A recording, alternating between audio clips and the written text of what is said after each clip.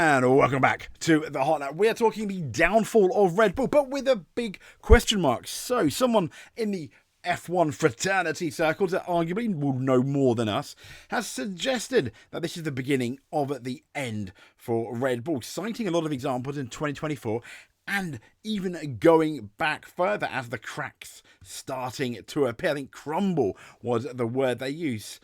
Is it true? Is this the beginning of the end for Red Bull, or is this just another clickbaity headline that both us and the Formula One media are using? See you at the other end of this.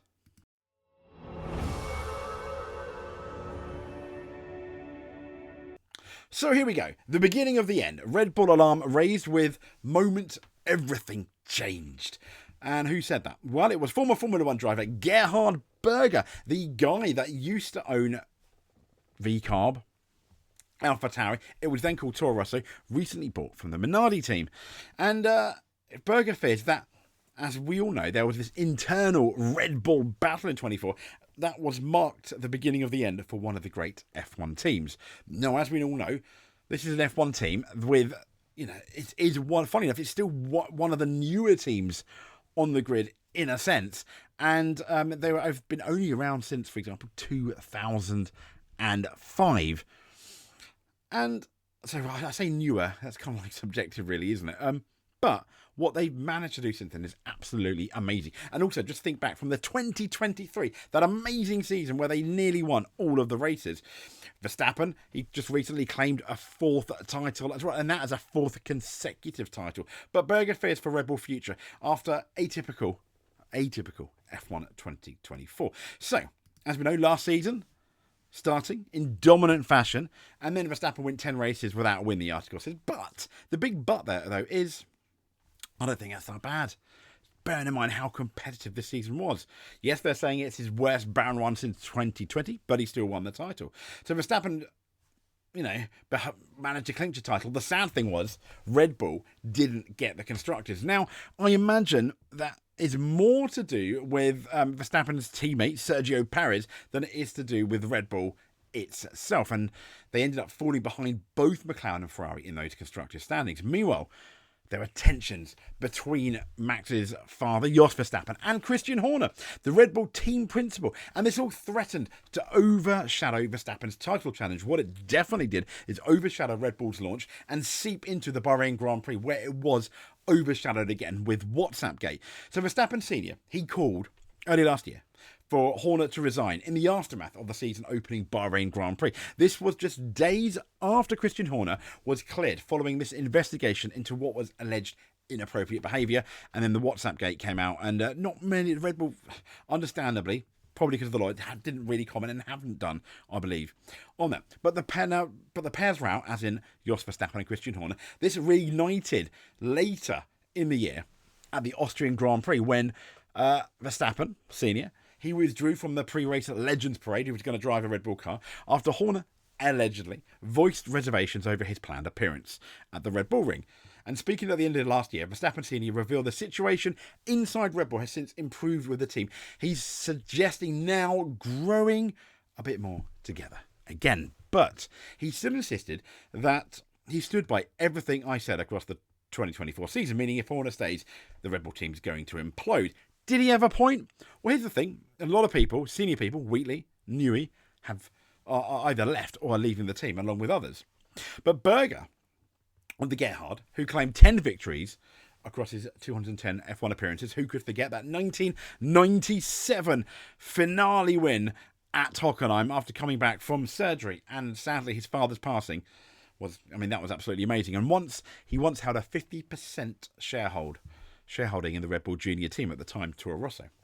The Austrian, he also oversaw Red Bull's first F1 victory, and it wasn't in the main team. No, it was that amazing victory from Sebastian Vettel at Monza, also starting on pole and pretty much never looked back. Fantastic.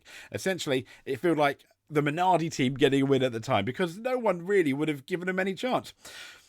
So the former McLaren and Ferrari and McLaren driver, and Benetton driver as well, fears the infighting in 24 marked the beginning of the end for Red Bull, claiming that the team started to crumble not long after the death of founder Dietrich Mateschitz. I can never get his last name right, but that was all the way in October 22. He told the German publication Automoto und Sport, and he said, it's a well-known fact that you need much longer to build up than tear down. Granted. And he said, but nobody would have thought everything would crumble just 6 months after the death of Didi Mateschitz. I don't think 6 months, I think that's a bit unfair. 6 months? Bear in mind that was 22, and they were going into what was one of the most successful seasons ever in 2023. So it may have been the beginning of the cracks, but I think crumble is maybe a bit much. And he said it's often the beginning of the end when such issues are triggered. He said Formula One is so complex and competitive that you can only be successful if everyone in the team pulls together, if everyone is in agreement and communicates well with each other. He said the Red Bull brand has always radiated cheerfulness and a cool image. Suddenly, everything has changed. And he said completely atypical for the team. There were no longer any clear statements. Yeah, maybe. I mean, Red Bull have become maybe their own enemy. When they first started, all the way back in 2005, still, I guess in the grand scheme of things, when you compare them to Williams, Ferrari and McLaren, they were a relatively new-ish team to the established bunch that are constantly winning. But he pointed to Red Bull, and this is what I thought was interesting, avoiding a decision on the future of Sergio Perez in 2024 is evidence of the team's newfound dysfunction in this post-Mateschitz era. And therein, I think, lies a fair point in relation to Red Bull. He said, despite failing to add another podium finish after the 5th race in China, Perez was awarded with a new 2-year contract ahead of the Canadian Grand Prix. And this is a Perez that, he did okay, but it wasn't okay enough to add 2 extra years. Now, I'm sure the hardcore Paris fans and most of Mexico, obviously, were going to be really, really happy. Absolutely. But everyone else that wasn't a hardcore Paris fan was, I imagine, like us, was scratching our heads thinking, a 2-year contract. What? When they were suggesting they're going to get rid of him 2023. Their most dominant year, when he was struggling to get second in the championship. He did in the end, though. So fair play to him.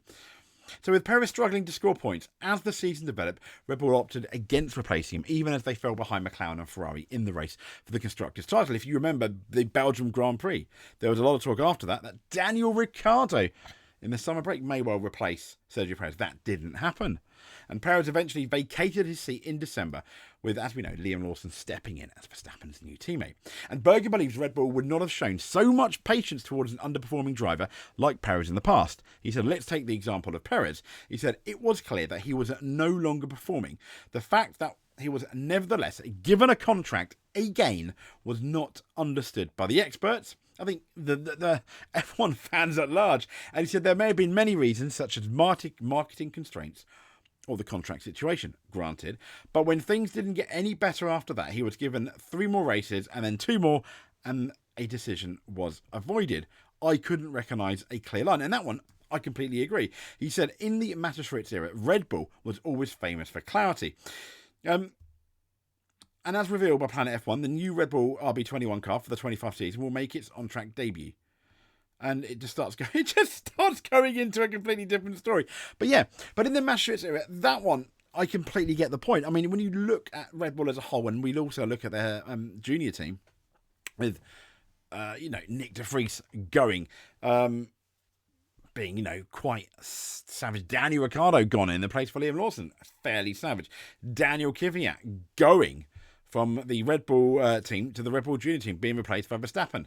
Gasly going from the Red Bull junior team, being swapped by Alex Albon, and eventually Alex Albon going as well.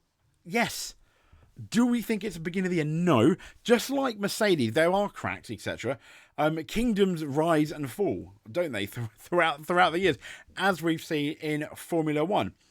The biggest problem Red Bull have, they don't have an Adrian Newey now, but sometimes that may be, when you just centre around one guy, amazing as he is, could ultimately prove a good thing. I mean, McLaren was still quite competitive from 2000, in 2009. Well, not 2009, but 2010, 11 and 12. And arguably, you can probably make an argument for 2010 and 2012. There were ways for them to potentially win that title, maybe with a bit more reliability. with no Adrian Newey. And look at McLaren now the constructors champion. So yes, it can happen. Look at Mercedes. They didn't have Adrian Newey, but they had a very good engine. So I'm not saying Adrian Newey is the key, but the concern is Jonathan Wheatley also left the team after Verstappen Senior. With Horner saying it's going to implode, and there was all these rumours that the lady making the complaint against Horner about this inappropriate behaviour supposedly was maybe Adrian Newey's PA. That's not been 110% confirmed, but it's all a bit weird. It is all a bit circumstantial. Too many coincidences for some. Perhaps. Do we think the Red Bull? No, they're absolutely made of money. They're right behind this Ford project. If their engine is maybe not as good as Mercedes or even the Ferrari, could Verstappen leave? Potentially, yes. I think Verstappen would much rather stay at Red Bull with a chance to win with a team he really liked. And the other issue for Verstappen is if Ferrari are happy with both their drivers and potentially Behrman, Mercedes are happy with George Russell and Kimi Antonelli. Is there any way in? Enter Aston Martin, maybe. But once again, even with Aston Martin with Adrian, there's no guarantee of victory. I mean, just look, Red Bull. Adrian Newey came, he designed the 2008 car, not particularly great. Yes, the new regulations, 2009, they were beaten by Brawn, very clever, and then they were quite dominant. But from 2014 to 2020, yes, they got a few victories, but they never looked like challenging for the title. So Newey isn't a guarantee, just as Aston Martin having Newey and Verstappen would not necessarily be a guarantee. And I think Verstappen knows that as well. So I don't think it is the beginning of the end, but I do think it's the beginning of maybe a slightly newer, when we look at staff and the way they go about the racing, a newer Red Bull team. Potential with Horner, maybe. But at some point, Horner will tie and be replaced. I think a lot of people suggested that could be Jonathan Wheatley, but no. But what do you guys think? Do you think it's the beginning of the end for Red Bull? I don't necessarily think so, if I'm honest. But it's a very interesting point that Gerhard makes, particularly with the team's decisions were indecision really at last year, which was interesting. But if you want, give us a subscribe. Hit that subscribe button. Hit that like button. That would be absolutely great. I mean, it's more than enough. Just by clicking on the video and even making it to the end. That's awesome. If you want to do a bit more, make sure you subscribe and hit that like button. That would be great. If you want to do even more, comment below. Let us know what you think about the Red Bull team. Until then, though, stay safe. Thank you very much for watching, and we'll speak to you soon. It's good, isn't it? It's just half the screen. There we go.